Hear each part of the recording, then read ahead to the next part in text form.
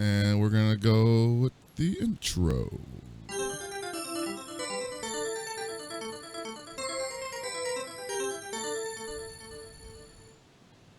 We interrupt our program to bring you this important message. Super Desperation Radio! Go!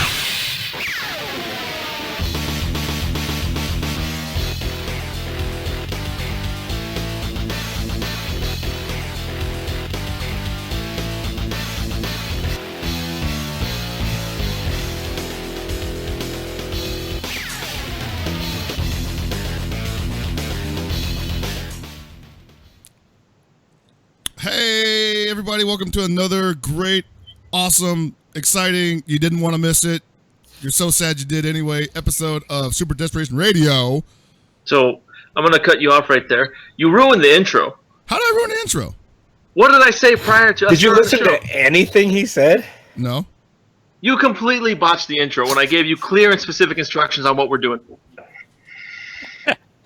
So, well, man, that sucks. Hey, everybody, how's it going? Chris botched the intro without you guys knowing. But I know he did it. Paul knows he did it. Anthony knows he did it. And Jesus knows he did it. Okay. Damn, that's the worst part. Mm-hmm. Dude, not only that, Santa knows too. Ooh. Jesus and Santa are like this, God. guys. I'm still at a loss for words that I did it without even knowing it this time. It's like He said it! You acknowledged what I said. And then you fucked it up. So, here, I'm just going to tell everybody what was going to happen. We were going to continue the episode from where we left off last week, from where it died. I was going to start going in with the questions that we missed from last week, because that's what we all agreed on. Oh, nobody wants to see that shit. So, people, like, I told Hell Pockets, hey, this is how we're going to start it. He's like, oh, okay, where are the questions? I'm like, don't worry. He's like, don't worry about the questions. We don't need visuals until the end. I'm like, all right, cool. And then, boom, he just starts to, it just doesn't fucking listen. You don't think they would have noticed that something was weird because we weren't wearing the same clothes? They don't notice anything. So you could totally just do it right now, and they probably think we were in the middle of doing it last week's episode, basically. How would they, the GTO Akira ask, with Marvel vs. Capcom coming out this year, would it be possible that Capcom might push for Marvel vs. Capcom 3 for EVO 2017? What do you think, Dylan? Exhibition event. I don't think there'll be a straight up anything. I don't think it's even worth bringing it to EVO. Fuck that game. Oh, all right, cool. Next question. Hold on. I actually agree with Anthony. I do think that it will be there. I'm not sure it'll be a full-fledged game, but I could see an exhibition. Oh, yeah, totally. Will be playable. That's what I want to know. Like in a BYC area. Yeah. Yes. How many? I say this as the new owner of EVO. I control everything. I ban King of Fighters 14 from ever showing up. Ever. This is why he's. Are you sure you're not the king of SoCal? Because I swear that's what's happened down there. All right, continuing on. All right, next question. Long-time listener, first-time caller this year. What games would you like to see ran at Anime Evo? This is from DJ Cream. This one's probably for everybody too. Yeah, this is for everyone. I mean, this is something that we can go on long about. You know what I want to see in Anime Evo? Everything. Yeah. Breakers. Literally everything.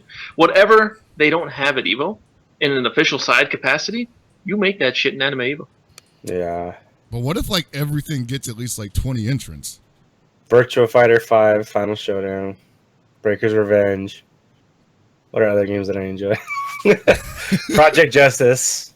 Like when you say everything, I assume like a representative of every franchise, maybe, right? The hell do you not understand about everything? I want Fatal Fury. Okay, I want Fatal Fury 2, Fatal Fury Special, Fatal Fury 3, Realbot 1, Realbot Special, Realbot 2, Mark of the Wolves, and the Hack of Mark of the Wolves 2. That's what I want. So you want to run those? I honestly just want whatever they feel like they're not going to be stretching themselves too thin to do. Like basically, I don't want them to run a tournament for 5 people if it's going to be hurting their resources. Mm-hmm. You know what I want? I want competitive King of Fighters the movie. Or not King of Fighters movie, sorry. Fatal Fury the movie. Yeah, that's what I want. I want versus Fatal Fury the movie. Who's the best at singing "Oh Angel"? You know. Oh, Hell Pockets and I are going to come down to grand finals. Who's the best at recognizing who Krauser is in the movie? You know? What about competitive Street Fighter the movie, the game? Which one? Arcade or so many people. console? Yeah, arcade. There's actually some serious players in that. Yeah, there are legit players. I've never actually seen that game competed. Ever. Throw, counter, reverse, slam master. And we'll do one more question. That's really it. Someone, here, you're allowed to design. This is from Saul. Okay, he says you're allowed to design a season 2 Street Fighter 5 character. What do you create? A character that'll make everybody else mad. So dumb. They already are. Wait, like, do we create a brand new character, or are we just saying? I like, guess I don't know. It has So to be you're brand allowed new to to design a the character. rules are it's brand new to the Street Fighter universe, so it could be a Fuck completely that new shit. character. No, it's not brand. He says you're allowed to design a season 2 Street Fighter 5 character. But it has to fall within the parameters of season 2. They've He already doesn't indicated specify. it. Who gives a shit if you specified it? We're talking He about does not 35. specify. There's got to be some kind of rules here. Otherwise, I'm going to say like a pointy triangle.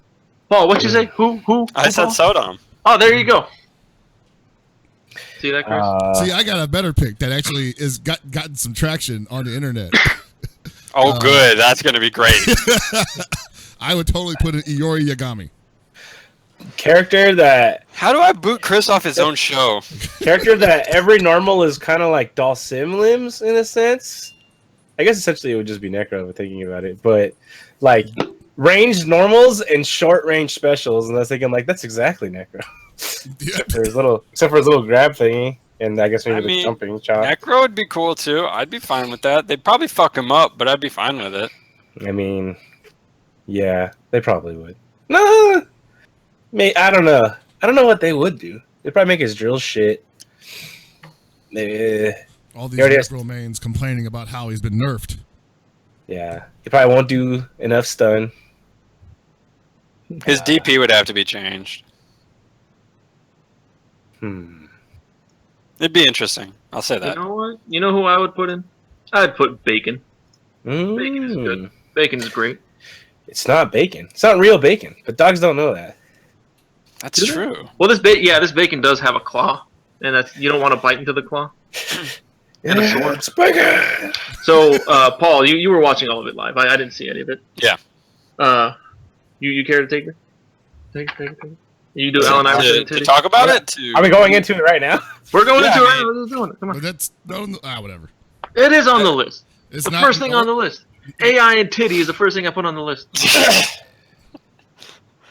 I'm willing to wait, and we can get into it when we get there, because I have a lot to say about it. So. All right, cool. Chris? I was just going to open up with the KOF or Road to KOF WCS Peru event that took place yesterday in Peru. It was good. It was monumental. Toshi won, beat the crap out of everybody, and from what I understand, it is. Well, now we don't know. People were saying it was the final qualifying event for the KOF WCS, and recently SNK or people was it SNK directly that released this list of future qualifying spots and 3 invitational spots, or was that something that was put together by somebody else based on some information they got from them? It was, so it was put up by someone that's not SNK, not an official employee of SNK, so people are a bit skeptical, but they're taking it as truth, and it's most likely real. It's pretty logical. Yeah. So the people, so there are currently 9 people who have qualified. There are 2 additional qualifiers happening, and then there are going to be 5 invites, 2 from Japan, 3 outside of Japan, and we don't know who the invites are just yet. And the tournament is happening in about a month, like 30 days. When I say month, roughly 30 days. So right now we have Shanghai, Reynolds, Cypher, Dako. They qualified last year. Like the last person who qualified was Dako at Canada Cup. Right, which and has been something that was a point of contention for a minute because people were saying that he qualified at another event that nobody had heard about. People claim that he qualified at some random Chinese event, which caused a lot of confusion at Canada Cup that some of us had to clear up, and people were still confused and they didn't get it because SNK hasn't really officially announced anything. And outside of those 4, Mad KOF qualified in South Korea, ET qualified in a Chinese qualifier, Bozai qualified in another Chinese qualifier, and Naiwang qualified in another Chinese qualifier, and then Toshi at the Peruvian qualifier. Again, the entire time this Peruvian qualifier was being advertised, it was advertised as the last King of Fighters Cup qualifier, and now there are 2 more after it. I don't know if SNK was advertising it as the final qualifying tournament or if it was the organizers. I really don't know because I didn't see much from SNK in terms of promoting this. I just know that they announced that it was happening, right? Yeah, I'm looking at their Twitter right now to confirm. Just go on.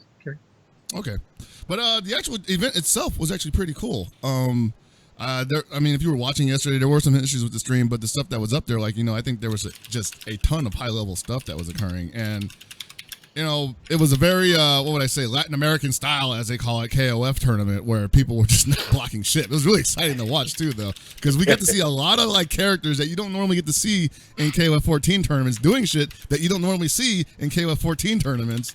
That Alice was ridiculous. The confirms on that girl is pretty much like, I don't want to deal with that. That's like Robert with like a really good stand A, Robert stand A is not too bad. It's not that bad, but it's not as good as stand B. It's not as good as stand B. And like Alice's are just like, she's got like freaking stretchy limbs that don't even look like stretchy limbs. It's crazy. And she does really good damage really easily too. I didn't even notice that. Just overall a really good, exciting watch, and hopefully, with everything working out, we'll get to see that kind of play matchup against the rest of the world at the Japanese finals. And I mean, there's not. What's up? What? I was going to ask. So we still don't have an official list of everyone who's qualified, or we do? We do not have an official list of those who qualified, but from the information that we know from events that were qualifiers, the names I mentioned are the people who have qualified so far. Okay. Mm-hmm. That's what I figured we were going on. I just was making sure that SNK has not released anything. Yeah. Also, I just went through both of their Twitters. I didn't see any mention of the Peruvian tournament being the final qualifier. Okay. So unless I missed something, it was the promoter saying it's the final qualifier. Yeah. Okay. So there could be more, and it looks like there will be 2 more at least, and then there's the invitational spots, and that's kind of been a point of contention recently because nobody obviously asked the question, who do you think deserves to go, but some people started already chiming in on who they think deserves to go, and one of the chiming inners was Aliun from UK, lamenting the fact that there was no UK qualifier. Yeah, that's a shame. There's I was gonna put up like a long-winded post on Twitter, but I'm lazy, so I'll just say it here. It's a shame there's no European or Middle Eastern qualifier for this thing, because Europe has never really been considered like one of the top like scenes for KOF in terms of strength, but they do have a strong dedicated scene. Yeah. And the Middle East, KOF players tend to know this. The Middle East is full of a shit ton of strong KOF players. Mm-hmm. Pakistan, Morocco, and other parts of the Middle East. So it's a shame they didn't get anything either. And if like I personally would say invite Freezer from Morocco. That guy is fucking insane. In every game he plays, he is just a wild man, and it's great. I would like to see him. Anything else, right? We normally kind of rag on Capcom about the Capcom Cup and how it was organized, but at least they had pretty good. Like they at least attempted to do a decent job getting people from all around the world. And not only that, Capcom, just comparing the two, everyone ragged on how bad Capcom Cup was or whatever. Capcom Cup was a goddamn diamond compared to what this KOF Cup like series has been so far. Yeah. And and that's on all fronts. Like, just nothing has been good about it. Transparency, organization. I think they've been very transparent. They just haven't said shit because they don't have anything. No, they haven't been transparent. That's what transparency is. Yeah, exactly. It's like, how have you been transparent? Hey, who qualified? No, they're not even lying. They're like, we don't know because we didn't watch that shit. They need to that's the thing. Transparency is the flow of information. Exactly, yeah. They need transparency like, on The Simpsons when Homer Simpson was trying to get all that weight and they had the fish sandwich, decided to wipe it on the wall and you could see through the bird hit. That's the kind of transparency we're looking for. Exactly. They've been very transparent about all sorts of other things recently, so I'm just going to be of the mind that they're just being transparent now and just being like, we literally don't have anything for you. But when we do, we'll let you know. Mm-hmm. That's still not enough. And that's not good. No, that's horrible. Yeah, but that is. And then the other issue is the invitations. it's kind of screwed up that some people have to play their way in, and everyone and 5 people are just going to be handed invites on. We don't know what the basis is on being invited. Yeah, like I know some people are already putting lists together of people that they would think deserve to be there, and like you know what's weird? Nobody has Nerd Josh on it. And I'm like, are you kidding me? He's been in like every top 8 in America. Well, and that's the thing. A lot of people are just thinking about America. I mean, at least you would assume there is like a qualifying spot or an invitational spot for areas that just only had like one qualifier or no qualifiers, right? That's how you get the representation there. Mm-hmm. I mean, if it's something where it's got to be one from everywhere, then fine. I don't mind that either. But like, I can totally tell already that this is going to be like a very long-winded argument between who gets to go and who actually deserves to go. Yeah, and it's going to lead to a bunch of people. No matter who gets invited, people are going to be mad. Well, how come this guy didn't get invited? How come Why didn't I get invited? Yeah. Like, what the hell? None of us are being invited. What's that old Twitter meme? Why is Hell Pockets not commentating this? Yeah. Is that old at this point? It's 3 years old. God damn. So, and this is, mind you, I'm not joking when I say this. Hell Pockets is one of the most popular KOF personalities in the world. It's not a joke. It's not an exaggeration. Why doesn't he get invited? Yeah, why? I personally, here, hold on. I'm just gonna throw this. I personally do not want him there because he's not on the level of those players. But people are saying these are big names. Why don't we invite these people? Why don't you invite Hell Pockets? He's bigger than 99% of the KOF community. Physically, he's bigger than them. Yeah, he will beat the shit out of all of them. And Like just by a lot too. Actually, he's got a foot on most of them. I'm a great security guard from the KOF tournament. Mm-hmm. No, but like, people are just playing favorites with like whoever's popular, names they know. Simple fact is, most of the KOF people don't know a lot of the, I don't want to call them sleeper players. There's a shit ton of talent all over the world that could have, like, fought for a spot in this. The problem is they didn't have a qualifier in their region. Or in the case of, like, let's say Mexico, they had that shit qualifier that was announced the day before that no one gave a shit about. No one went to that thing at all because they had no idea. And the screwed up thing is, so Cypher won that, and good on him. He earned a spot. He earned it. Simple as that. But there was a point where a lot of people were trying to tell him, like, we're just talking shit about him and telling him, hey, you should revoke your spot, give it to someone else. You don't deserve this. And it really sucked. And like, people shouldn't be doing shit like that. No, that's terrible. Like, what the hell? It's essentially like, oh, hey, Infiltration won a count. Or not Infiltration, I'm sorry. Oh, here, better. Gibby won a Street Fighter V qualifier, like a full-on Capcom Cup, like, guaranteed in. Because who went? It was Gibby and a dog. You're guaranteed to the dog. that dog put up a good fight. That dog's got earring setups. You gotta be careful. Yeah. So it's stupid. It's not a matter of deserve. He earned it. That's it. No one deserves shit. You need to earn it, and that's the issue with these not the qualifiers, but the Hey, man, invitationals. You should give your paycheck back to people that are more deserving. Just don't get paid for the work you did. Mm-hmm. I'm sure my boss would love to say that. Yeah, no, but like seriously, if there's a lose-lose situation for SNK, you're inviting people. It's not gonna end well, no matter what. You're gonna piss off so many people. You're gonna invite. So you've got Europe, a shit ton of people in Latin America, people in the States, people in the Middle East, people in Asia, and so on. Like, there's all over the world. Like, who are you gonna invite? Latin America is a massive region that has a ton of strong players. You got the Middle East again. You have Europe. You have Japan. You have Korea, Taiwan, China. Who the hell are you gonna invite? Because you're picking 2 people from Japan. And we can, like, theory whoever the hell they're going to be, whatever. And then you've got the rest of the goddamn world with 3 spots. Who are you going to pick? Hell Pockets. The real question is, it's really not fair that they don't have a qualifying event in Australia, but not like regular Australia. Like dead center, like, megafauna, super death desert zone Australia. They're probably the sickest King of Fighters players that we haven't seen in there. Playing in the huts. Yeah, no, not even that. Just like they made their own King of Fighters 14 because you're terrorist shit. No, they just like punched the ground hard enough and the disc just appeared because they have to be superhuman in order to live there. I would imagine. Yeah, They have to fight like Tyrannosaurus Rex like on the day. There's also been like, this idea that maybe they're just kind of waiting for this EVO lineup thing to drop, and then some of their problems will be solved.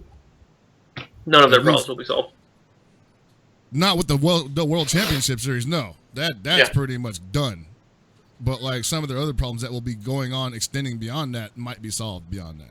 If they make it in. But in regards to the KOF Cup, which is what we're talking about, nothing will be solved with the EVO announcement. No. Whether KOF 14 gets in or doesn't get into EVO, it doesn't do anything for the KOF. Unless they do what I told you they should do back in Anaheim, then maybe. But I doubt that's going to happen. Yeah. Well, we talked to them about it, and we'll see what comes of it. Yeah. It's all right. Got to learn one way or the other, right? Everybody's got to start out doing something new, fresh, and it's not always going to look pretty. Speaking of things that don't look pretty, in my opinion, how'd you guys like that Nintendo Switcheroo? The old Switcheroo? Switcheroo. We're just going to fucking bury it out of the gate like that? I'm not going to bury it. I'm going to be completely impartial about it. Okay, so I'm going to save my opinion about this. I don't dislike it. You'll figure out how I like about it, but I'll still report on it. The Nintendo Switch had a unveiling recently. Obviously, everybody probably saw it. If you didn't see it, it's on YouTube somewhere right now, or people are reacting to it. People are reviewing what they liked about it and whatnot. They reviewed a game lineup. They reviewed the launch titles, or revealed launch titles. And they just gave people something to look forward to. That's all I'm going to say about it. I'll let you guys comment on what you liked and what didn't like about it now. Really? Like, I mean, you're not going to say anything more? I mean, it really doesn't matter. So I'm saving my comments for the end. Okay. Hellboggins will go after me. So, Nintendo Switch, obviously came out $300, which isn't too pricey or too cheap. It's kind of pretty much the same baseline right now. It doesn't come with an Ethernet port on it, which kind of made me disappointed that I'm going to have to play Splatoon 2 on Wi-Fi against already terrible connections, probably. Or, they'll have the Wi-Fi adapter again. I mean, I technically already still have one that could plug into a USB port, but the issue is that what if I undock it? Like, I'm pretty much done at that point, right? Oh, that's true. Though the Pro Controller does have a motion control sensor in it, so you can actually, tilt it with just the Pro Controller, which, if you want to use gyro controls, is perfectly fine. I mean, out of all the starting games that you could have to come out, Breath of the Wild's probably one of the better ones, considering there's just a lot of stuff you can mess around with. On top of that, you have to pay for online now, which, I mean, is kind of just what happens these days, it seems like. I was a little disappointed, though, because they said that you get a free Nintendo or Super Nintendo game that has NetPlay when you subscribe. But apparently it's not like PlayStation Plus or Xbox where you get to keep it, but rather after the month, you don't get to have it anymore. You have to buy it if you want to keep it. And I found that to be, weak. Atrocious. Like, that's really... You have other people giving away, AAA games, because you subscribe to the thing, and it's just like, hey, remember that game from 30 years ago? Here, go ahead and play it. And then, if you want to keep it, you got to pay. It's like, really? You're reselling me these same old games? I see the problem, but I also understand that giving away games for free really devalues them. In fact, I have plenty of games from PS Plus on my system right now that are free that I haven't played because there's no reason to play them. I didn't spend anything to play them. I mean, I can understand that, but you gotta also think of it at the same sense as that you essentially have a library of games of where just one day you'd be like, oh man, I want to do something different. You have that at your fingertips. You could be like, I'm gonna go play Transformers, whatever right now, or I'm gonna go play whatever games I'm gonna go play DMC, and I didn't have to pay for it, but at least now I can make a proper impartial judgment by playing it myself. You know what I'm saying? You have those kind of things. But not only that, I get what you're saying, but these games have been out forever. Yeah, they're practically free already right now with how people just emulate them out the gates. But honestly, I think the fact that people will be able to play original Mario Kart online against other people is actually worth money. Yeah, but that's the money that you give on the subscription. But they even said that the subscription is really just used to run servers. I mean, I get that, and servers are pretty costly, and it's not like it's some sort of, mega multi-conglomerate Nintendo. It's not like they get money from other places, even though Sony only makes money on their video game division, from what I hear. Sony just loses a lot of money nowadays. Yeah, like their only profitable venture is video games, and I don't even know what Microsoft's doing because Xbox One, as far as I could tell, isn't really panning out too well from a more of a core gamer standpoint. But I don't know exactly how like the Madden, Call of Duty guys are. So I know that we're over 50 million on the PS4 though. On top of that, the games that they have shown so far got me pretty interested. So Breath of the Wild, yeah, okay, it's a Zelda game, whatever, you know. I'm sure it'll be fine. It won't be bad by any stretch of the imagination unless something catastrophic happens with it. Really looking forward to Splatoon 2. Let's see what innovations they decided to put into this. You know, you got other games. Puyo versus Tetris is finally hitting the States after like 2 years for some reason. At the same time, Xenoblade Chronicles 2 got announced, which I thought was kind of weird. Along with that, we got a whole bunch of stuff. What was something else? Oh yeah, Arms. Arms looks cool. Like I really like the idea. I really like what it's going for. But when I saw it, and especially when they tilted inward to block, I'm like, I just want Virtual Lawn or Terrio Tangram on Switch now. Like, can we please have that? Like, we got the twin stick right here. I don't have to pay $600 for like a Hori stick. Let's go. You know, I want to play Virtual Lawn right now. You know, it's a good point. I didn't even think about that. You know, somebody in chat brought up a good point. I think it was Marlo. That I think the rental thing versus the actual owning the game will be the real value will be determined by how much the online model costs from Nintendo. Well, if if they're charging like $60 a year, like Xbox Live and PlayStation Plus, then yeah, that's going to seem kind of like a bust. But if they're charging half that, then maybe not. I mean, I imagine it's $5 a month, 12 months in a year, $60. You know. I mean, that seems to be the prevailing notion, but you never know. Yeah. At the same time, I'm hearing it's gonna have voice chat, but you have to use your phone.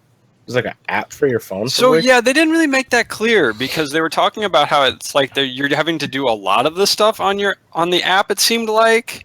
Yeah. And I really want that sort of fleshed out before I know how I feel about it. Yeah. What else? Oh yeah. So going back to the free game, if they're gonna make us pay for it, can't we at least have a free NES and Super Nintendo game, or do we like they only give us one a month, or because they say that you get one or the other? But is that from a list that we could just pull what we want, or is it from like this is a static NES and Super Nintendo title that each month goes by? You know? Yeah, I don't know. Yeah. For my part, looking at the launch list, I'm not super blown away, but then again, I can't say the last console where their launch list blew me away. That's true. We were talking about this, several of us were talking about this a couple days ago, where it was like, what was the last console that had a really good launch? And it sort of feels like that maybe the PlayStation 2, GameCube, like Dreamcast, like that wave. Yeah. Had some pretty good stuff, but PlayStation 3 and Xbox 360 were fucking trash out of the gate. Yeah. And Xbox One and PS4 also trash out of the gate. So the fact that I'm actually excited for a 3D Zelda game in Breath of the Wild, to me, that's my reason for getting the system. I actually really like the strategy that Nintendo did with this, where they, instead of rushing it out for the holidays, they're like, yeah, we'll just wait, you know? And essentially they had their own E3. Like, yeah, no, they really did. Yeah. It reminded me of the years they used to do Space World. Yeah, yeah. You know what else is really cool, though? Pretty much we're going to have something in the same vein of No More Heroes 3 that's going to be way more heavily wrestling inspired.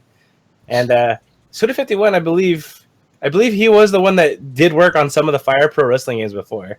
Huh. I don't think I ever knew that. So yeah, it was either him or someone else, but like the one he first started on, like I guess the main character at the end like went off and killed himself or something. Like, you know, he did some really weird shit like Suda always does. Yeah. So yeah. He did. He worked on Fire Pro. Yeah, not like the first ones. He wasn't like the creator or anything, but later incarnations he had like a lot more control over. Mm-hmm. So stuff like that. So it's going to be awesome seeing what he has in store. I'm looking forward to Travis Touchdown coming back. Definitely looking forward to wrestling games coming back that aren't, potentially shit. There's a lot of potential with the Switch. I like that with Splatoon 2, we also have 8-player LAN. Which is nice. I was glad to hear that. They're probably going to push the esport more, I'd imagine, in the States. They already do it a ton in Japan. And we're trying to maybe make it more of a global thing. Still no word on if there's going to be a definitive Smash Brothers, but if they did, or if they made HD Melee, I'm sure people would just lose their minds. Yeah. Well, another thing I was kind of surprised, along with not saying anything about Smash, I was really surprised they didn't say anything about Pokken. Yeah, actually, I thought that was weird too. Especially with like the arcade version getting updates and stuff we haven't even seen on the Wii U. Yeah, they've gotten like 3 or 4 more characters, and we haven't heard shit. I'm sure in 3 more years we'll get it, according to the like fair. Tekken, Yeah. What would they call this? Would they call it like Pokken PR? Like what's the what do we go naming conventions? Yeah. We'll call it Pokken Extreme versus Boost. Full boost. No, that's taken. You can't do that. No, they can. It's their name. They can do whatever they want. Oh, but now I'm gonna get confused. You know how hard it is gonna be for parents to go by. It's like, did my son want the Pokemons or the Gundams? Did he want? Good point. Very good point. Did he want EXV BS FB or did he want PEXV FB? Yeah. Think about it. Like, look at it for a moment from Chris's perspective. Oh yeah. Like when Thea gets old enough to get into these video games, and he's out there shopping, and he's busy, and he needs to know whether he needs to buy the Pokemons or the Gundams. Like okay, I'm gonna stop you right there. He's just gonna buy a Dragon Ball. Yeah. I won't even buy her Dragon Ball. I'll just go home and say, screw this. I'm going home. I'm downloading Hyper Dragon Ball Z. You're playing that for Christmas. Hey, what's gonna happen actually is that Hell Pockets is gonna come home and he's just gonna have like an Xbox 360 under his arm and he's like, check it out there. I got 4 copies of Virtual on Force. Let's play. I found it at a garage sale. I love it. I'm telling you, dude. 2v2 gameplay. I mean, shoot, I'm a gamer from birth, and even I'm confused by these titles. So, shit. All I gotta say it's okay. You'll never get confused because the only way you can get Gundam is importing it anyway. Yeah. Well, to be fair, Virtual On will always be a better game than Gundam, and it was the progenitor. So I mean, I'm not even dipping my toe in that one. Along with that, though, hold on. I think I would even play Dissidia over Gundam at this point. I'm just saying. The new one looks pretty cool. Tony, I'm gonna have to stop you right there because as a Gundam fan, I'm gonna have to completely agree with you. Virtual On needs to come back. Holy shit! Why the fuck is it not? Dude, seriously, like why it's not? It's because it's Sega and they fucking don't make. Yeah, good games come on, anymore. don't get me started. Just think about it. Think about it. You're playing Tengen Alpha. You're like dashing around. You're thinking you're a cool motherfucker. You go in for the attack, but Raiden was already charging up his double trigger, and you just get lasered in your face and lose 80% of your health. Well, that's not fucking. That's awesome, It's just like shit. I went in at the wrong time. He just threw it out like he wasn't thinking about it, and now I got a point blank 4 lasers in my ass. Like, what's going on? So with the Switch, I am on the complete opposite end of you guys. I watched the entire conference. I really thought it was bad. 1-2 Switch looks like a giant pile of shit. Oh yeah. I don't understand the praise that people on Twitter were giving it. Arms look stupid. It's like Rock'em Sock'em Robots meets Virtua Fighter, but dumber. Or not Virtua Fighter, I'm sorry. Virtua On. Virtua Fighter's on my mind. And Breath of the Wild is the selling point when the damn game is coming out same day on Wii U, and most Nintendo fans have a Wii U. Not only that, Wii U emulation's gotten pretty great, so you can play it in 4K probably at home. That's nice. I don't know anything about illegal things. Emulation isn't illegal. You go out and buy a copy and just plug it in your computer. That's not true. Talk to Sony about that. That's not true. So my main issue with it is, so it's at launch. I have zero friggin' desire to get this console right now. Maybe in a year or two, like everyone's like, oh hey, Gibby, they announced Dragon Quest games. Guess what? They did. And they said, "Oh, Dragon Quest games coming out in Japan." Didn't say shit about America. Dragon Quest Heroes 1 and 2 is a launch title in Japan. Yeah, well, why don't you learn Japanese and just import, you jackass? But they got Ragnar. Look, It's got listen, Ragnar. I import the games. Okay, I haven't been importing Dragon Quest games since the early '90s for SNES, and I played them in Japanese without knowing a fucking thing that was going on. Anyway, like it's cool, like that's coming out. But look at the rest of this launch lineup. Like here, I'm gonna look through this. So it says there's a Blaze Blue game coming out for it. All right, cool. Binding of Isaac Afterbirth. It's a popular game, but how many? Like almost everyone has Binding of Isaac. They want it already. Disgaea 5 complete. Who gives a shit about Disgaea except Chris? Dragon Quest 10 and 11. RPG 11. nerds do. I'm an RPG nerd. I don't care about it. You're a Dragon Quest nerd. It's totally different. Farming Simulator. I Am Setsuna is something I'm interested in, but you can get that on other platforms as well. Mm-hmm. Again, Breath of the Wild is coming out on Wii U. Mario Kart 8 Deluxe. It's Mario Kart. Everyone's going to get it. It's there. It's not a launch title, but it's coming out a month after the game or after the console releases. New characters, new stages, which is cool. Yeah. SMT. That's the one thing that like just caught my attention. Oh, shit. What is that? It's SMT. It doesn't say anything else about it, and it's not Persona. I do not like Persona. Is very it going much, to be 5 Could though? be a I don't know particular what it's going to be. Yeah, we don't know what it is. Some people were just joking around. It's like, oh, hey, it's going to be SMT Muso. It's like, oh, sick. I don't want that at all. Yeah, no. Maybe it'll be mocking SMT. Yeah. Xenoblade 2 coming out is good because the fans love it. I haven't really messed with them, so I don't know. Mario Odyssey, that did nothing for me. I'm a huge Mario fan. I don't really care for it. I like Galaxy. It looks more like Galaxy. I don't care. Not for me. There was another game that I saw on this here list. Where is it? Oh, Bomberman R. That's something I'm actually interested in because it's Bomberman. I like Bomberman. You know, I do want to make one comment about SMT with the fact that obviously they didn't say it was SMT 5. Mm-hmm. And this has sort of been a problem for Nintendo ever since the Super Nintendo, with companies not... Like, some companies will, but most companies will not go all in on Nintendo consoles anymore to where they'll actually put the next installment of a series on the console. It's always an offshoot or a side project. And don't get me wrong, those have been, in many ways, good games, but a lot of times people just want the next game in the series. Like, there's a whole... I mean, for example, Dragon Quest. You just want the new Dragon Quest. There's a whole lot of people who just want the new Final Fantasy. And the fact that these companies will not go all the way in on that shows a lot of trepidation. And when companies are very hesitant toward a console, the fans are too. Yeah. Yeah, but, SMT4 and all the other Monster Hunter titles came out on Nintendo, exclusively. But normally it was Nintendo handhelds, right? Yeah. Well, handhelds. Yeah. I mean, that's a big deal. Uh-huh. And you mentioned the Dragon Quest thing. Dragon Quest is coming on. Dragon Quest 11, the new big one, is PS4, 3DS, and Switch. Like I've already said, I'm going to get both on PS4 and 3DS. What's the Switch's gimmick? What's it going to do for me? I don't know. I do think that it's cool that the 3DS and PS4 versions are going to be designed differently, and that the 3DS version is going to almost have the Super NES look to it, which I heard that you can switch at any time you want. And you can. After a certain point, you can switch. That's actually really cool to me. Mm-hmm. Yeah.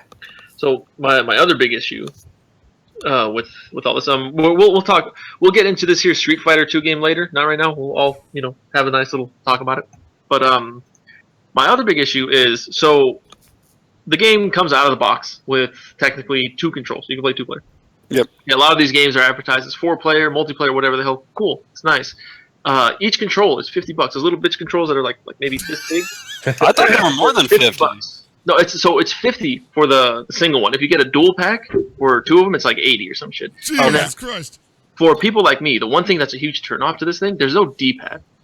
I don't like that. I need a D-pad. So I got to get a Pro Control. That shit's $70. Why am I going to pay $70 for that? And then on top of that, there were leaks for the Hori peripherals coming out for the stick, the control, all this shit. And it's most likely going to be standard Hori price, $150 for the stick, maybe $120, and roughly $40 to $80 for the pad. But here comes the issue where there's one USB port on this console. Yeah. Like, What am I gonna do? Oh, hey, I'm gonna have to hook in the goddamn hub. What's the hub gonna do, guys? It's gonna cause lag. You don't understand. First of all, the hub probably won't cause lag, but the issue is that it's a USB Type C port, from what I hear. Oh, so Jesus, yeah, it is. It's brand new technology, baby. The only person that I know that's adopted it is me. So you better make sure that shit works, man. I'm coming to your house. Hold on. Malice is saying there are 3 USB ports. So the information I was reading was wrong. So okay, that's better. USB ports on the dock, not on the console itself. Well, on the dock, most people like me playing it on the dock because if you undock it, it's a weak pile of shit that no one's gonna want to play on. I mean, like we all say the same thing. What's the battery life on that shit? Like less than maybe 3 hours? 2.5 to 6 hours. Yeah, roughly 4 hours. It's gonna basically depend on what you're playing on. If you're playing on like one of the big probably like Breath of the Wild will probably be at the 2 end, I would imagine. Yeah, but if you're playing maybe like something like Binding of Isaac, probably get like closer to 6. Mm-hmm. And I know none of us here truly care about like phenomenal graphics for a game. We just want a good game to play. But the fact of the matter is, people want pretty visuals and nice graphics. When you undock it, it's not going to retain what the game looked like. It's going to look completely different. Yeah. No, a thing that always that I always think about is that I'm not big on graphics in terms of if it looks super nice. Like I don't care about like 4K and shit like that, and the game doesn't need to be the height. But if something looks like crap, it looks like crap, and I can't play it. If something doesn't run the 60 frames per second, I'm gonna flush it in the garbage. Okay, see, I can't tell that, but I can. Like instantly. KOF 14 has that problem for me. I still think the game looks like crap, and that's a problem for me to play it. Mm-hmm. I don't care if things don't look great as long as they're not just like eye-gougingly bad. You know what I mean? Like that's the thing. It happens. Some games come out eye-gougingly bad.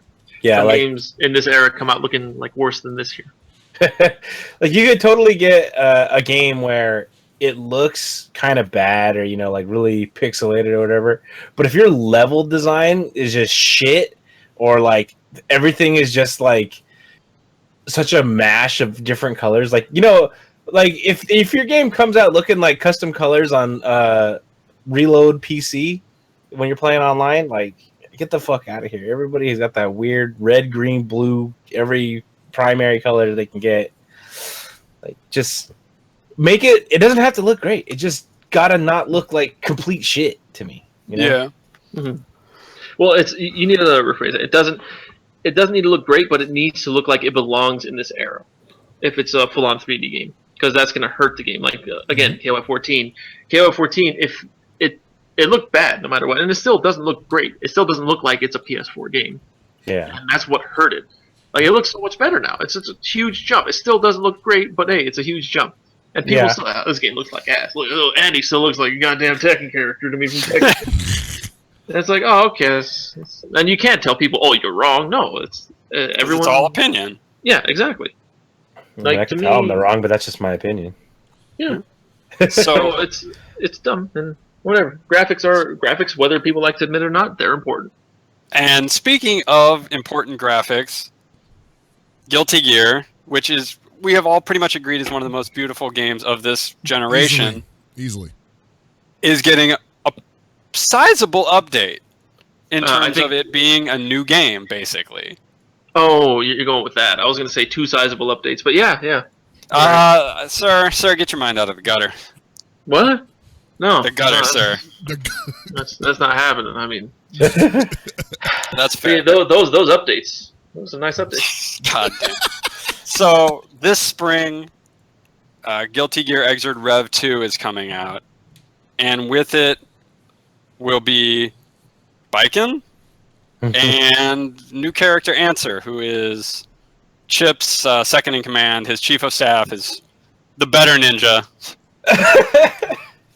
It's always weird how that works out, right? Where they bring out like the assistant character and he's more more interesting than the original. Like, look, man, he's got an Easton drop. Okay, like he's a ninja and Chip isn't. That's all I'm saying.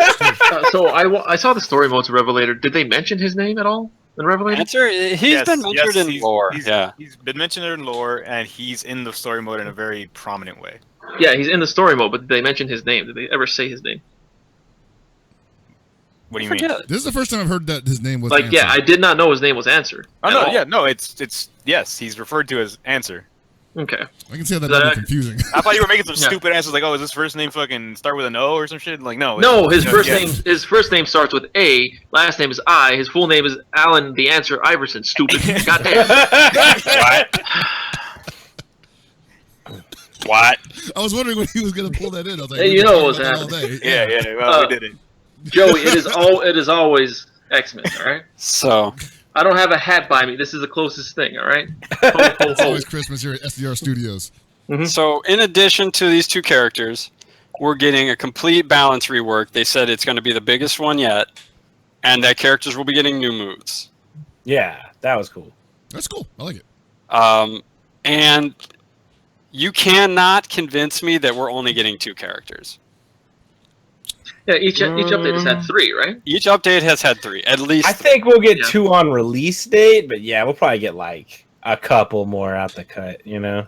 Do you And think this so- is like one of those things where they're going to like basically update from Sign to Revelator? Now it's Revelator 2, I guess. Rev 2, baby. Well, Rev 2. I mean, what do you mean? I guess I'm kind of confused what your question is. I guess it's like more like I think It sounds like they're jumping up it's like the transition that they did where they had like, you know, like they had Sign and then they had Revelator 2, which was like a completely different experience. But within Revelator, you had like updates that changed everything at the same time, like the way it looked, how like they had a rebalance and everything. And now we're going into a more in-depth update, I guess you could say. I think Yeah. what Chris is Getting getting new at moves. is this is the CS. reload to a slash to, you know, whatever. Nah, this is more like CS to CS2, as I would say. See, I'm kind of I think it'll depend on what all we see, but it almost feels like this might be like, whereas I look at Revelator more like a reload or a slash, I look like at Rev 2 like it might be the AC. Okay. So that means we're getting force breaks back? They said new moves, didn't they? They did, but does that mean that we're spending a meter? I mean, no, it doesn't mean that necessarily, but there's a lot of moves on the table that were force breaks, and we could see some of them. And we already have Jacko with moves that change with how much meter you have. So there's a precedent now. I don't necessarily know that they want to go back into force breaks, but there is that option. And the thing is, there's a lot of options. They should just put no force breaks back, but now everybody's got like 12 supers. I mean, I think they kind of were playing with the idea of it with those burst supers, so. Well, and the thing is, we're going to know really soon. Because January 20th and 21st in Japan, this is already the first location test for this game. Okay. And the game comes out during the spring, and it's sounding like not only is it coming out in arcades in spring, it's coming out on console in spring too. Woohoo! So I saw something that went up I'm almost immediately after people started buzzing about it, and it was an Arxis tweet saying that it was coming to arcade and the console was TBA. So I've heard both. That's the thing. I've seen some things about saying that it is spring, some saying that it's coming later. I don't know. And then that goes into the whole conversation that happened when they first started talking about updating Revelator on PC, and they were basically everybody was saying like, are we going to get a free update, or we have to buy this $60 game again right after we bought it? Haven't they already gone on record on saying that it's not a full cost game? They said, didn't they say it won't be a full cost game? They said it won't be. Yeah. That's what I remember here. Okay, so apparently they have said that it won't be spring? Okay, for console. Okay, so it will be a little bit delayed. Apparently they've corrected tweets and stuff like that. Okay. So I don't know when that means we're getting console. It will be interesting because we're going to find out next week what's in EVO. Well, you know what they could do, though, right? Is that we could have the classic Xrd move, Xrd, sorry, where you pre-order the game and you could play the current beta test or whatever. You know what I mean? I mean, that could easily happen. Yeah. You just don't get access to the new characters? You probably get the new characters, but you don't get all the new characters. Well, shit. I mean, like we had Johnny, didn't we? Yeah, like they did with Revelator. Yeah. Where you get the built-in new characters, but not the DLC new characters. Right. Yes. So we're getting built-in Biken and Answer, but then we're gonna get like DLC Zappa. I mean, he's one of the characters I would assume. You mean DLC game. Gabriel? Gabriel. Where the fuck is DLC Burger Sheriff? Honestly, a lot of names people are kicking around right now are Zappa and Robokai. Of course, that doesn't mean anything, but they are both featured prominently in the story of Revelator for those who have played it. If I could put on my tinfoil hat for a moment. Okay. So, something we've seen in the 2 previous versions of Xrd is in-game models of characters that were later than, actual fucking playable characters. Yep. Sin originally was just in story mode for Soul. He was just in the background at the same scale and the same model type as the playable characters. Yeah. And then we got Haehyun a little later, and I can't remember whose story mode Haehyun's in, but she's, I think, Leo's?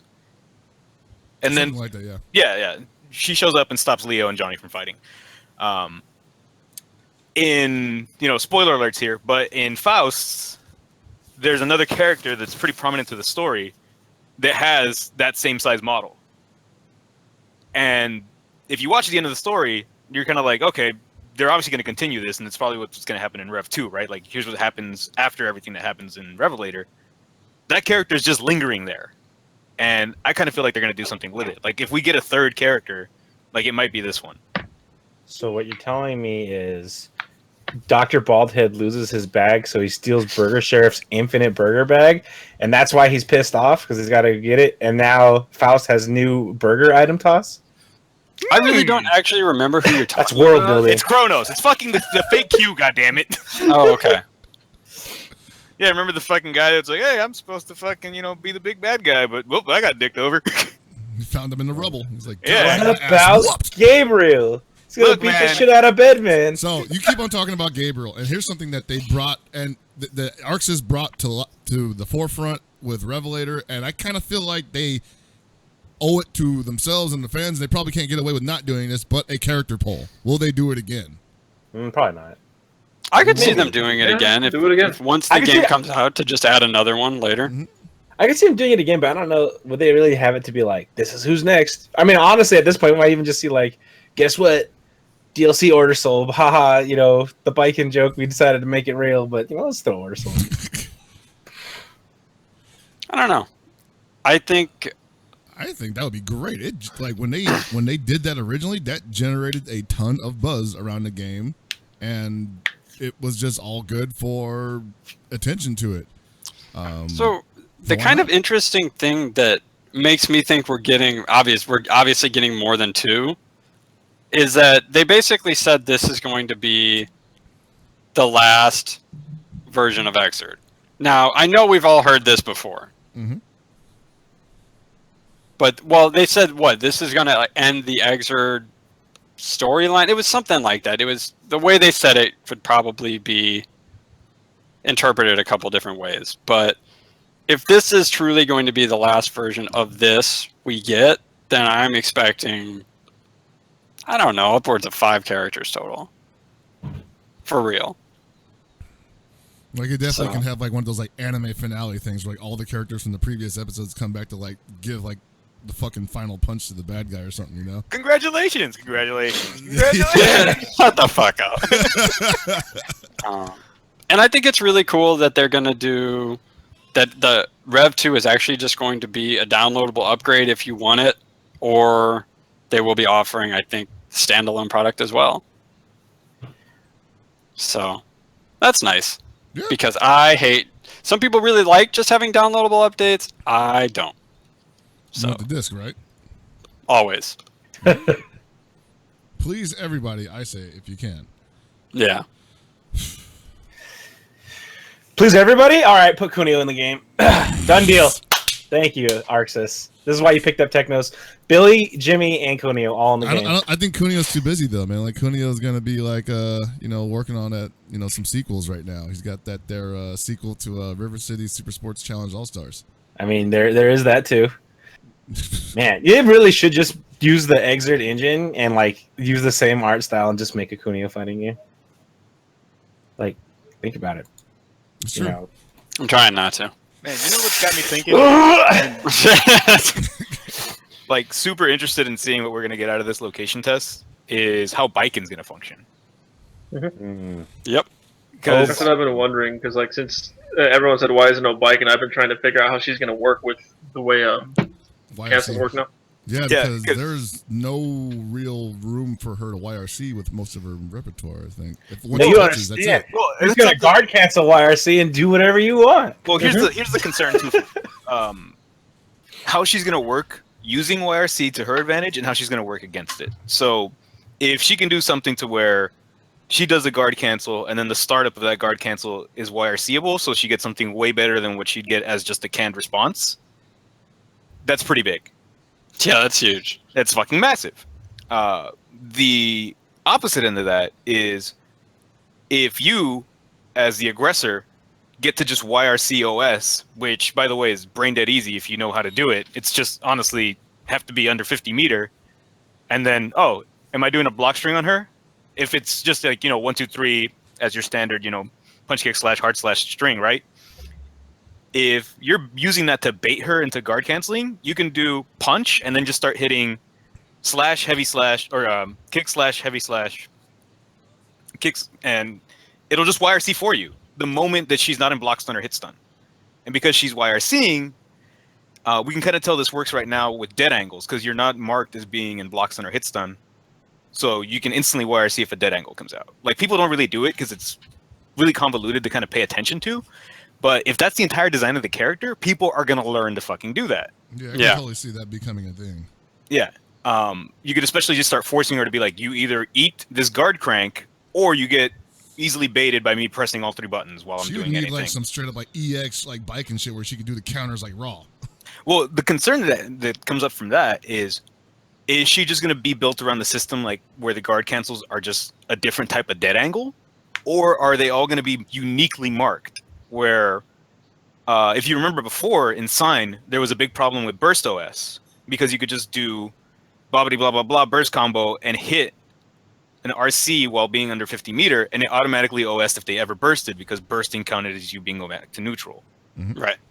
And they took that out because they made it so bursting counts as you being in hit stun. So you can't do that anymore.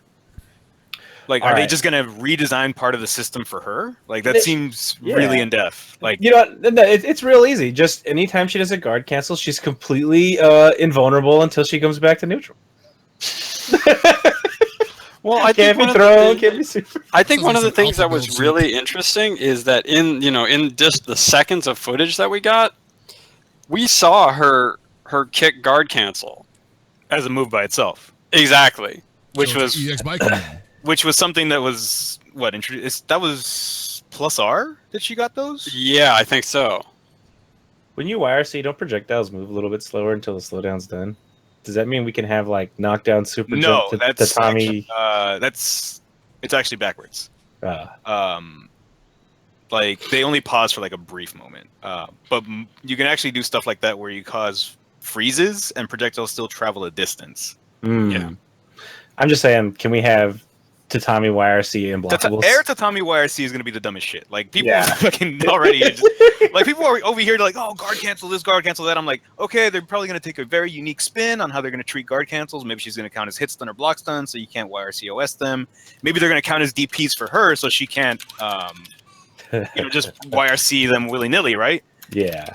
But I'm over here like, she's going to fucking jump over me and do YRC Air Tatami. And I'm just like, really? There's just this fucking, like, mat falling on my head that I got to deal with? A really big mat. Yeah. That's what I was thinking, too. Like, I was thinking, like, okay, yeah, guard cancels are going to be cool and all, but I was honestly thinking about Tatami the whole time. So, that's going to be funny. I like Biken. Biken was a character that I really enjoyed when I first played Guilty Gear, and when I played when I played Reload online on the original Xbox, I was able to win my way out with Biken by being a huge asshole. So she'll always have a place in my heart. Congrats. Crushing some dude that was obviously way better than me by scrubbing it out with Biken. It'll also be interesting to see what happens with Claw YRC if it makes the claw go away. Oh, like if it counts as a projectile or if it counts as her? Yeah. That's going to be interesting. Just give her 100 new moves. Dude, it's just like every weapon in her sleeve now has a different move. If you hit with Damn. each one of her moves, you unlock her special last move. They like Sam Show, don't they? I mean, yeah. She thought on now, she just gets the gigantic, like, full screen projectile. When you would do all that, your jump dust now is a full screen hitbox. Holy shit. It actually shoots a laser beam out. Shit, why not? But that's all gonna be happening. Is that this weekend? Yeah. I really wish Chris worked at Arc Systems because he just sounds like at this point just like, yeah, So, sure, fuck it, give everybody. I don't know where the location tests are happening exactly. I think they listed them. Yeah, during one of them's the in stream. Tokyo, and I think the other one's on the opposite side. But it's just like, what is it called? The two different Sega ones. One's like technical something blah blah, and the other one's like Sega Center some Tokyo. But I'm sure we'll get a lot of information out of that, and we'll know a lot more about where the game is going. Oh yeah. So, okay, that was me running the Guilty Gear subject into the ground. No, that was good. We had to get that out there, you know. And Business Ninja, they're stealing my gimmicks now. This is the closest thing we're going to get back to Oswald, man. Jesus, dude, like kind of. Probably. Wait, no, Oswald in this game now, man. Wait, no, I forgot. There's I'll touch about this later, but there's like the fucking KOF MOBA. I think Oswald's in it. Oh my god! Forget about it. We're not even talking about it. It's an All right, walk it MMO. away. It's not even a MOBA. It's not even a MOBA. It's an MMO RPG. Really? It's On fucking, the phone game. It's World of Warcraft, man. I'm out. Yeah, you can't even joke about it. It's that sad. I'm out. It never happened. Keep going. Yeah. I didn't see Gibby's gonna shit. play it. Didn't see shit. You know what I want them to bring out here is that freaking. Damn, you can't even say it without even laughing at like, it. Gibby's over there playing fucking like Brave Exvius. I'm like, Jesus, you're already in it. I want them to bring out that 98 mobile game for KOF. That game looks sick. I can't believe they haven't done it yet. Oh well. Speaking of games that are going to be unveiled, it's a week away. EVO lineup. We've been waiting. We've been waiting since the end of EVO for this day. That we would know what we were going to be playing for the rest of the year. So I believe there's going to be an announcement. Like they haven't given any details in the presentation of it, obviously, but we can assume that Mike Ross will be involved in some way, and Joey will be there, Mr. Wizard, and maybe one Chris Seglia will be popping in to yell at Joey about stuff. I would assume. I believe that Mark Mann has said that he will try to break in even though he has the keys to the building. Yeah, right? Like, I can't even crash your own show anymore. I want Mark to be there on the couch, and then Mark just busts in. Like there's two Marks now. Now, it would be even Your better ass if to Mark Mars. starts in and then just leaves and then just breaks through the window. He's like, all right, now introducing our next guest, Mike Ross. Yeah, go ahead. I'll make take a boom. Thought you were done with me. But before I get too much into it, I do have an announcement to make about this. There's going to be some other guests involved with this unveiling. Wow. Discord got tired of you not talking and it was like, get out of here, man. I was saying words. You were Nothing saying words? came out. I couldn't hear you. I thought you were just the Discord muted me sarcastic for as whatever hell or reason. something. But like, yeah, I got a special announcement to make. Through the grace of the EVO gods, I have gotten the green light to restream the EVO game lineup announcement that will be taking place on Tuesday the 24th. This will be taking place on our Game Goons channel because we're not sure we can secure this channel. So until further notice, it will be on Game Goons, twitch.tv/GameGoonsTV. And yeah, we'll be all there. It'll be a Game Goons X SDR broadcast, and we'll be doing a little it'll be like draft day for NFL and NBA where we're like talking. We're going to about, hella roast the shit out of them. yeah, probably. So it's gonna be a good time. This is not quite what we wanted for years, where we wanted Joey to come on here and let us unveil the games. But I'll take it. You know, I'll say like, hey, you let me comment live on. I'm gonna get my best Tom Servo going. How about this? What if, just hypothetically speaking here, one of us on SDR happened to crash their little announcement live and be there? What if that happened? That'd be pretty cool. It could be any of us. It could be. I'm a fucking loose cannon. I can do anything. You can't even get Kelly. Kelly's gonna kick in the door, waving the 4-4. We don't even know where it's gonna be at, though. We gotta figure out where it's gonna be at. That's who it's gonna be. It's gonna be like Abe, Kelly, and Jaime are just gonna bust into the place and be like, "We've been lying in the cut for 5 years." You never expected the other SDR. The B squad. Damn, they're the B squad. No, they're like they're the people that take care of the dirty work in the shadows. We're just the upfront faces. You know? Man, they're freaking Dark Watch. Yeah. Wow, SDR Dark Watch. They're the deep SDR government. The Shadow SDR government. Hell yeah, man. This shit's big time now. But yeah, so I'm excited about that. We're going to get that going. It's going to be a fun time. We're going to be roasting people. We're going to be... The best thing, I know everybody's waiting for, like, if KOF will be in or not. How am I going to react, right? Like, am I going to be like, oh... You know what? Here's just a preview for next week. If KOF is in, Chris will celebrate by drinking a beer. If KOF is not in, Chris will mourn by drinking a beer. Boom! I don't know, man. Like I've got so much writing on this. I've actually locked in KOF 14 as a pocket pick for EVO 2017. God damn! I am putting my reputation on the line for this pick. So what you're telling me is you think you're actually going to be right for once? I've been right plenty of times, but if I'm not right about this, it's going to take a lot of work to rebuild the public's trust in Pockets picks. Nobody believes Pockets picks now. That's their fault. That's their problem. I believe. Actually, doesn't Chris have like somewhere around an 80% success rate? Not in the last 6 months. In the last 6 months or so, it's drastically dropped. I made people money at Capcom Cup. I did the average thing. I did the math on it. He was from the moment he started it till now, he's like 83 point some odd percent. Like, who is that accurate? Like, I'm better than Swami. I'm the Swami god. Man, that's like not even the local weather report's that good. Like, there's no way that it's 80%. Like, the last things he Pockets picked were wrong. Like, the Johnny Carson gimmick. Like, I don't even need to put the envelope to my head. It's just like on the table, and I read it. It's like KOF 14, Blaze Blue, and Third Strike. I'm pretty sure EVO 2017. What am I playing in my basement in 2017? Because I'm pretty sure, let's see, for Capcom Cup, the person you chose went out in the second round. I did. EVO, you were wrong. That's the last two. Before that, I'm trying to think what was before. That's like a big one, though. Like, I will say that I was right on the Capcom Cup the previous 2 years. And what was the other big pocket pick that I make? It's not just fighting games either. Like, I definitely picked freaking Diaz over McGregor first time. Oh, if we're talking about other stuff, okay, that's fine. You can have 80% on others. I'm talking about fighting games. You're averaging fighting games is shit, dog. I don't care. You can have all the picks on. You can have everybody does it. Picks. Everybody pads their stats, dude. It's okay. That's true. You're right. I'm just totally going with the whole sports pundit lifestyle. Oh, okay. Okay, that's fair. Nobody reports. Before you judge, Paul, how many Golden Gloves have you won, huh, buddy? All of them, actually. What's your field goal percentage, huh, asshole? Are you stupid?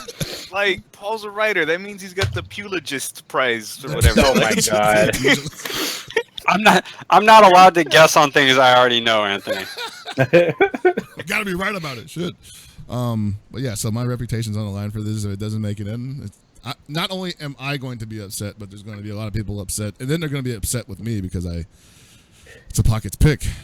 So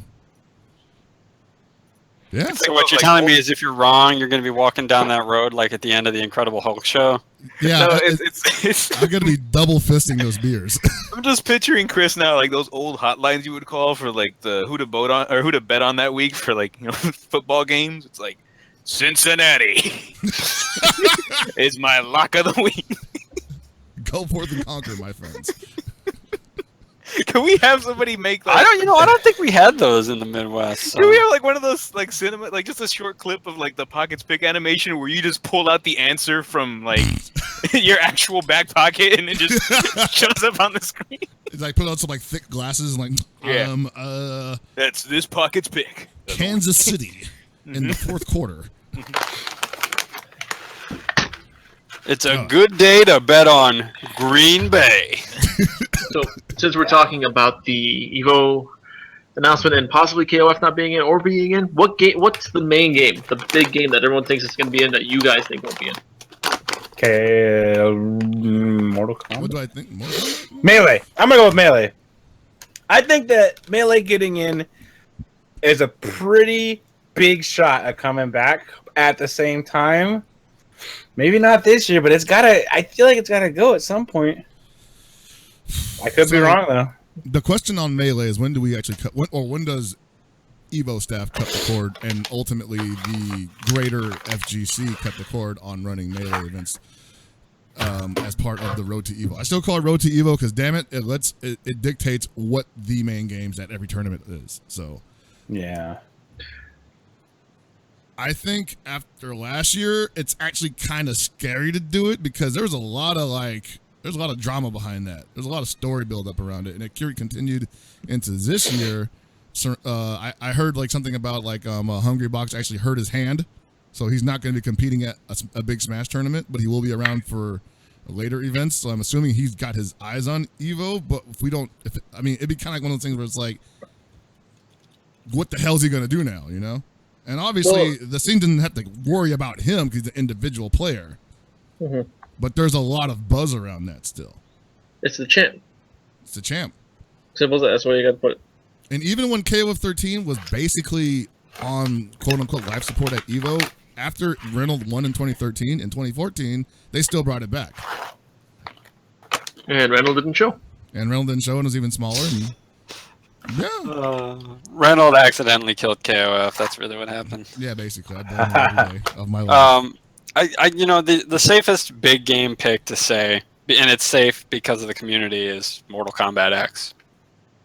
Because Injustice is going to be there. And because we've talked about this, and Gibby's brought it up in the past, about games that bring in different audiences, different players, like unique entries. And the people who play MKX and the people who play Injustice is almost going to be... Now, it's not 100%, don't get me wrong, but it's pretty damn close. Yeah. So... Yeah. So I think it's safe to say if Injustice is in, Mortal Kombat's out. Yeah, I don't see a reason to run both. And I mean that's just how it goes. Like we talked about before, that does kind of suck because MKXL just kind of got going. And the Mortal Kombat scene's still doing shit. People are still playing it. And I think they can run a side event that could be pretty massive though.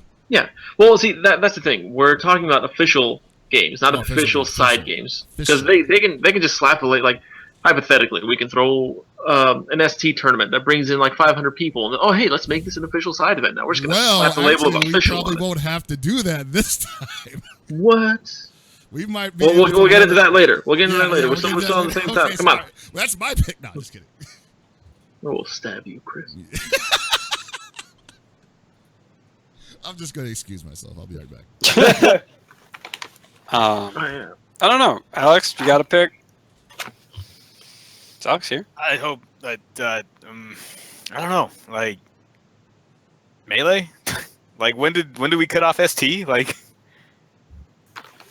after Darkside Phil one? I mean, that's definitely not true. We couldn't go out on a sour note. Was the last year 2008? Was it? Was it the year? Did they literally cut it when Choi won? That sounds right. Yeah.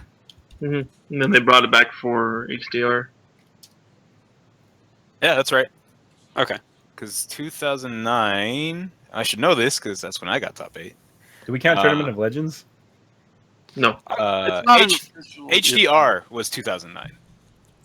Yeah, Who so won HDR anyway? That was Afro Legends that year. Okay. yeah, Afro Legends was the first year. The second year was Snack Ice. Yeah, Snack Eyes, yeah. Mhm. So what was the first year without Super Turbo as a mainline game? Looks like 2011? Yeah. Oh, so you're counting HDR as a mainline game too? Well, it was a mainline game. Oh no, I mean you're counting HDR as ST? Yeah. Okay. Actually, thinking about it, I don't even know if they can cut Melee, because if they didn't have it, they'd have an official side event of 2,000 people. No, they wouldn't, because the Melee community wouldn't show at a protest. Oh, you're right. They wouldn't show out. Like this isn't me bashing them. They straight up, like a bunch of Melee people straight up said if it's not there, they're not going. They don't care. And I will say this much, they're not showing. that is definitely going to cause a large hole in attendance, and you will be able to see it visually.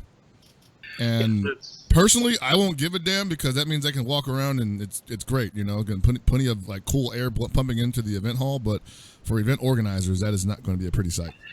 Well, it's like I was saying earlier, and Paul brought up earlier, the whole thing with unique entries. Each Smash brings in what is like minimum 1,400-ish, 14 to 1,800-ish unique entries or something like that. I forgot what it was last year, but it was damn near 2,000, and that's a big deal. Like, it's hard to decide whether or not you're going to cut those games, because they bring in a ton of money for the event. They bring in a ton of attention, a ton of everything. Mm-hmm. You feel like, you know, we can't really cut them because they're still supporting it. Thing is, Melee's old and outdated now, and by outdated I mean it's not keeping up with the times. They're still bringing CRTs for this. Everything else is not on the CRT. If people are not showing up for it like they were before, then yeah, definitely. I mean, people are still showing up with for that it. too. I always wonder about the whole Nintendo angle. You know, Nintendo likes to get their hands on anything that involves Nintendo. That would be in effect probably this year. So that would be the only thing that would be the time to cut the cord, is when Nintendo says you're cutting the cord. Yeah. If you want esports with our blessing on it, and basically our blessing meaning you can do it, it's... With that, I'm saying Splatoon 2 for EVO main game. Wow. I think the only games we can honestly say are really on the bubble this year, or whether they will be in or not, is like MKX, Marvel 3, KI, and maybe I guess you have to put KOF 14 there too. That's what I was gonna say. I want to add KOF 14 to that. Even though as much as I want it in, it's definitely on the bubble. It is, because it's just, and it's not for lack of SNK trying to support their game. Mm-hmm. It's really for a lack of overall buzz about the game. And, you know, I don't even know that you can necessarily blame the community at large. If it's just something that's happened, it's just kind of, that's where it is. Well, I put that on I don't put it on anybody, but I want to say that Street Fighter V has sucked up a massive swell of attention from a lot of other games in the past year. Well, and what's funny is that all the attention SF5 is getting is negative. Exactly. That's the crazy part. But it's part. still taking everybody's attention. Yeah. Right. So, like, you could say that KI is no longer on anybody's mind because of Street Fighter V. MKXL is no longer on anybody's mind because of Street Fighter V. And you wouldn't be wrong, but it doesn't mean that people aren't playing them and they won't show up to a tournament. But you can totally see how these games look dead, you know? Mm-hmm. Yeah. When you're talking about fighting game esports, you better be talking about Street Fighter V. Otherwise, people are just like, whoa, did the league start up yet? Did the E-League start up yet? Is anybody watching it, you know? Like... These are things that people are kind of defaulting on because Street Fighter V is like only people care about Capcom Cup, regardless of that, you know? Mm-hmm. So there's like no room for what we used to do a year ago, literally. It's almost like if you're not doing like a major world like tour, then your game's dead, which is bullshit, obviously, but that's how it looks. And so those games are on the chopping block for that reason. And I think the games that are kind of locks are just because nobody really, I won't say nobody really pays attention to them enough for them to feel like they're dead, but like that's not that like for Guilty Gear, like that community supports the shit out of that game either way. Well, and you also, I mean, let's also face things too, which is the EVO quota system has always been in place. Yeah. There has to be one anime game. There has to be one 3D game, which is why Guilty Gear and Tekken are getting in. Mm-hmm. And honestly, if those rules were not in place, I could say that Tekken 7 might still get in anyway, just because Tekken 7 has a lot of excitement around it. Yeah. But I can't necessarily say Guilty Gear would. I think it has a good idea. I think the community's healthy, but I don't know that that's everybody else's opinion. I'm sort of in the middle of that, so I can't see it from the outside. I think, no matter what, I think Gear would be in. Gear would almost always be in over Blaze Blue, in my opinion. And even if like they didn't have the quota, like you said, they still would put Gear in because the Gear community is still doing well. It's still thriving at every event it goes to. It pulls in good numbers, gets good viewers. It's just doing well. Yeah, Frosty Faustings, I think, they've closed up registration. I think they got over 170 people for Guilty Gear.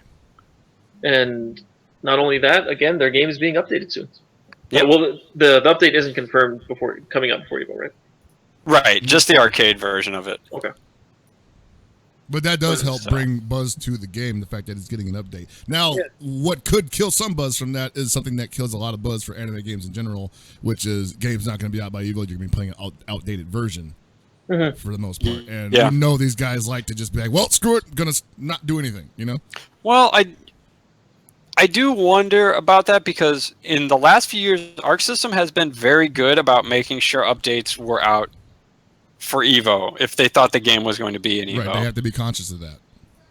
And I think that there is more communication between Arc System work and some of the people in fighting games. I mean, obviously, we've seen that Markman has gone and talked to them, you know, when he was making sticks for that, like with Mad Cats. So obviously, these are probably conversations that have happened. Yeah, and not only they're speaking to people like Mark, they're directly working with the community hand in hand. Capcom is kind of doing that as well. Namco is obviously doing it with through Mark, and SNK has been trying to do it, but not as successful as any of the other companies. And then you have the Mortal Kombat and KI communities who work, or the devs who work directly with the players. Yep. It's just the thing that's the one constant that will push your game further is working with the damn community. Yeah. It's such a huge thing, especially in this day and age. You need to, as a dev, go out and reach your community. Hell, I say this. Look at the Skullgirls community. That's like look how the devs for that, like just Mike, for instance, just Mike only, not the others, but just look how he interacts with the community. He goes to the events, he works with the community, he talks to them, jokes with them, he's friends with a lot of the players. Their community is really dedicated. Yeah, like you have to do this. You know, people can say whatever they want about Skullgirls, but the community does draw in numbers when they feel like their game is going to be featured, or that, you know, they organize among themselves tournaments to go to. Mm-hmm. I won't even say that their game is going to be like featured as a headline thing. I think they go out to events when they know they're not going to get the fucking shaft. Yeah. So, I mean, so they are definitely there, and Mike does a lot of good work making sure that, you know, they're listened to, and that even when he completely disagrees, because it's Mike and he does that a lot, that he's willing to at least tell them why they're wrong. Yes, in the most hilarious way possible. Yeah, that's Mike for you. Mm-hmm. Mike's good people. Well, speaking of which, remember the bug Mike Z about putting me and Gibby in Indivisible? Yeah, he definitely said we were supposed to go in and record the voices by now, but they haven't met the voiceover quota, guys. Like, be sure to donate to that, so we can get SDR and Indivisible. Yeah, go ahead. We'll start a campaign for that. Campaign. All right. So I think that about wraps up EVO lineup. Do we have questions this week? Yes, we have questions. All right, let's do it. Okay, we're gonna skip that one. That's not a question. That's a statement. Where there was a question sent in to us yesterday. Let me get that really quick. There are a lot of questions. Shit. Yeah, hold on. Let me just pull up this question. Give me a moment. All right. How far down is this? So this is from Lionheart16. He said he wasn't able to watch the show today, but he wanted to give a question prior to the show being aired. It's 22 hours ago. He asks, is there a possibility of BBCF2 with the new recent Rev 2 announcement and ASW not exactly specifying that they're porting BBCF? Porting to the Switch, to be exact, he says. I think there's always a possibility, but I can't say for sure. It's with stuff like that, it's really too hard for me. I think there'll be another Blaze Blue? Yes. Do I think it'll be BBCF 2? I can't say. Mm-hmm. Yeah, I'm not sure myself, honestly. I feel like at this point they're not gonna try and like change too much, if anything at all, for the Switch version. Mm-hmm. Probably just be a port. It's easier to probably do that right now. So, in the future, maybe. For now, probably just minor things. Maybe something to make it unique. Okay, next question. Also, after all of these announcements and CF came out on console, I'm almost positive we're never getting Jubei. Just give up the ghost, everyone. I have. No, people are saying that. I showed them 2 different Jubeis on Twitter. They're like, one's an old guy and the other has an eye patch with 2 swords. Yo, Sword Jubei's fucking tight. See? He got strong counters. Alright, so What's that? Aaron Mason asks, is anyone going to take the new ARMS game by Nintendo as a serious game by the FGC? Probably I not. think it's just going to be that stupid game. People are like, hey, bet you $5 I can take you out in ARMS. What? Alright, Yeah. let's do this. That's all I it's can gonna see be. ARMS being played. I can see it being played at tournaments. I don't see it having like any sort of real tournament in any capacity outside of. I feel like this is something that DJ Cream's going to show up with at NCR. Yeah. Be like, yo, you motherfuckers ain't good at ARMS. So You're you know, slap box. you know who's going to enter, play, and do well in this? It's going to be fucking Delusion. That's who's going to do it. Yeah. He enters all these stupid shit games, and he wins them. And he does well. He paper, rock, scissors. He always gets like top 4. So resident raffle winner asks, why isn't Hell Pockets commentating this? Yeah. Actually, that is a good question. What is he talking? Let me look it up. I hadn't even seen the question because I'm still lagging behind. This isn't more of a question, more of a statement. More of a statement. Justin this is a good statement. Yeah, Justin / Cyberwaste confirms something that Anthony was talking about earlier. He says, I am Australian, can confirm we're buff and can fight anything. We're the true king of fighters. Yeah, exactly. Where's their qualifier? Reiki asks, how can the KOF... Oh, this we're not going to answer this question. This is too long. But he asks, how can the KOF Cup improve next year? If you could advise SNK for the 2017-2018, what would you suggest? A shit ton of things, which is why we're not going to answer this right now. Yeah. We can devote an entire podcast to this. Almost everything.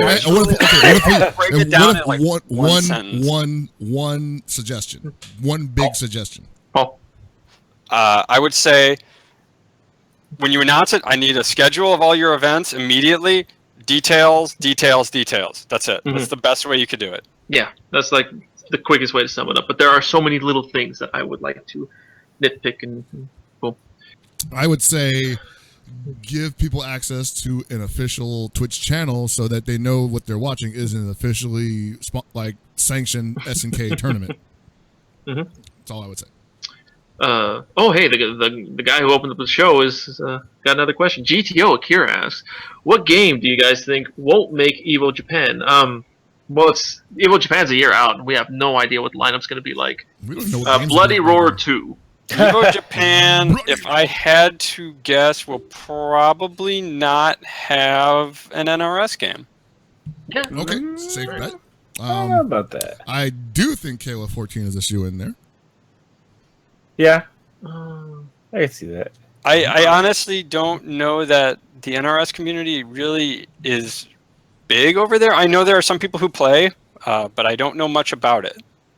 I know they have a KI community out there. Yeah, I do know that.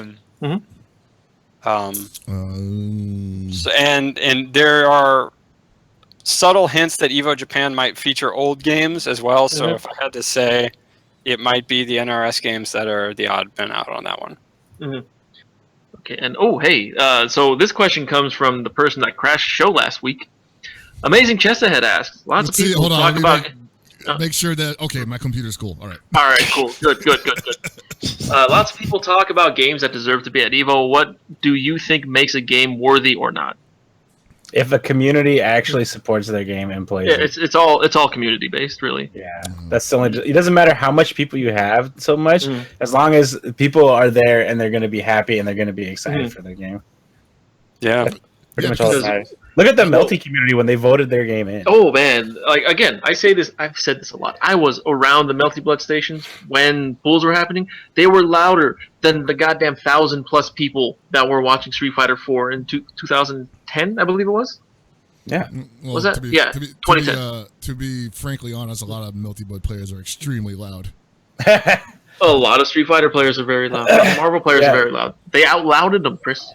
And now, if you want to go to what the actual answer is from the people who run EVO, it's whatever game is going to bring the most entrants.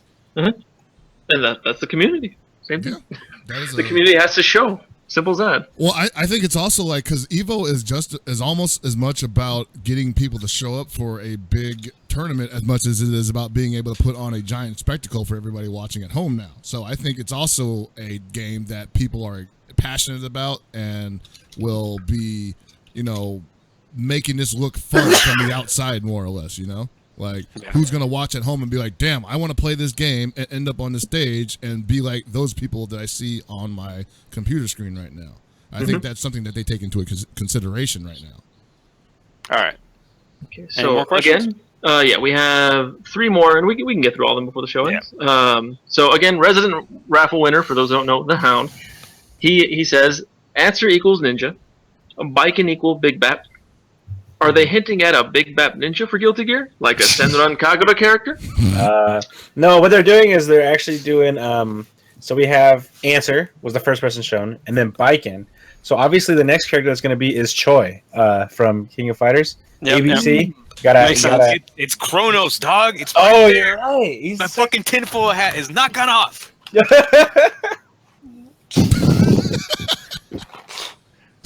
All right, through the looking glass here, people. All right. Next question comes from resident intro maker, Clawmaster. So owe him that steak. My bad, dude. Well, yeah, we all owe him a steak. He's getting 5 steaks, all right? Yeah, probably. Yeah, okay.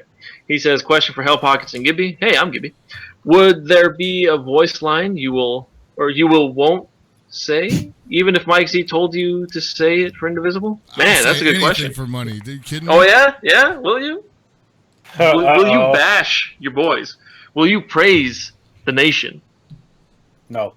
Why would that even be an option? Hey, you don't know what's happening. We don't know what Indivisible's about. For all we know, it could be, about the nation. Yeah, it could be about they could be. There could be a line about pirates, and then all of a sudden, Hell Pocket's character just busts out with, "Man, I really love Raiders." See? Why are you doing this? Here, hold on. It's too easy. What if it goes like this, Chris? Neither of us would do that. Okay, even for money. But what if we were paid to praise the other? Like, I would have to say something positive about, like the 49ers miners guys that got the gold and stuff back in the day. And you would have to say something about the Raiders, the ones who lost that arc or something like that, right? Oh man, it's like they got their outfits out of the 1950s before they had color TVs, Mm-hmm. Okay, so yeah, I mean, in reality, no, I don't care. I've done acting work in the past, like legitimate acting work, and I have done some stupid stuff, said some stupid shit, said some horrible shit, been on stage naked. So no, I don't give a fuck. I've degraded myself for money on camera plenty of times before. This wouldn't be the first time. He's degraded himself on camera while losing money before. Yeah, exactly. I was gonna say I did a lot of that for no money. I just did it for exposure. Woohoo! Because you're like putting your... Nah, I'm not even going to finish that sentence. Anyway. PG rated show. The final question by Striker X Dragoon, or is it Striker Cross Dragoon? I don't know. Did you guys like the style of the King of Fighters World trailer? Would you have preferred the animation style for KOF 14? And that's the new MOBA type deal thing. I saw that was coming out. I was like, oh, okay, that's interesting. And then I saw iOS and Android only, and then I instantly stopped caring.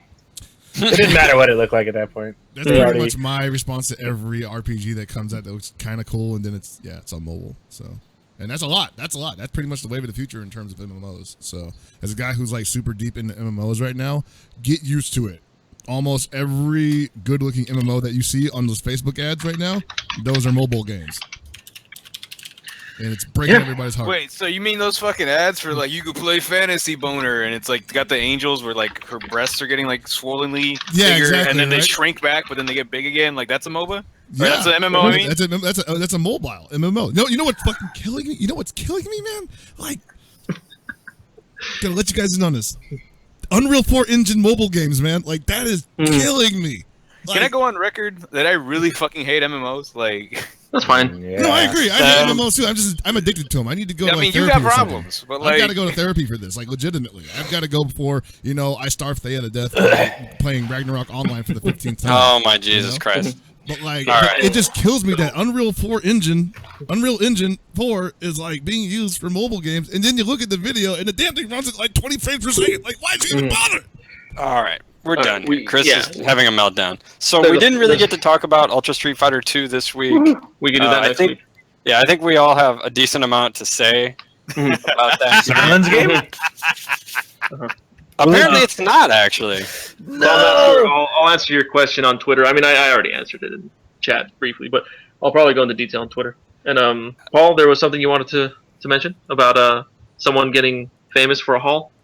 Oh yeah. Kurt Angle's going in WWE Hall of Fame. It's true. It's damn true. Oh. So And on the That's topic awesome. of wrestling, rest in peace, Jimmy Snuka. Oh yes, Oh, R.I.P. yeah. Jimmy Snuka. Yeah, he passed away 2 days ago. Yesterday? No, yesterday I think it was. Don't know how. 2 days ago. 2 days ago. 2 days ago? No, maybe it was yesterday. I It heard was. about it yesterday morning, so. Yeah, Well, yeah. Okay, this that's probably morning. true. Was it this morning? I don't know. I don't know what it was, but he was I 73. think what I heard recently was that he just got off the court case and then he passed away. He had, I believe he died from complications of stomach cancer. Ugh. Oh, okay. That's freaking rough. So, all right. Well, that about wraps it up. Anybody have any last thoughts? No, I think I'm good. Ultra Street Fighter 2 might be a ripoff. That's all. That's a derisive laugh. All right. Well, thanks everyone for listening to another great episode of Super Desperation Radio. So from everybody here, good night and good luck.